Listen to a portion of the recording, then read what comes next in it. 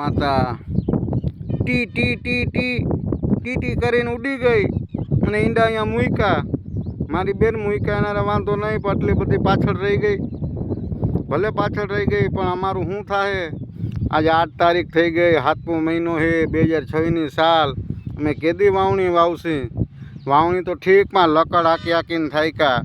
તું T T કર, અમે દયા રાખીને ટ્રેક્ટર છેટું રાખી દઈ. આવા ટી ટી અમારું થઈ ગયું હે, જો જઈ રહ્યું છે ને.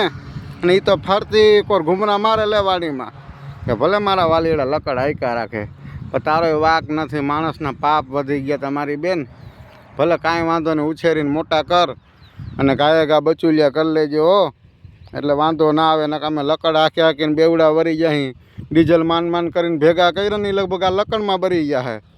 કાંઈ વાંધો નહીં બેન, ભગવાન તારા બચુલિયા ગાયે ગા કરી દે એવી આશા રાખી ને અમે વાવણી ભેગા થાય હો.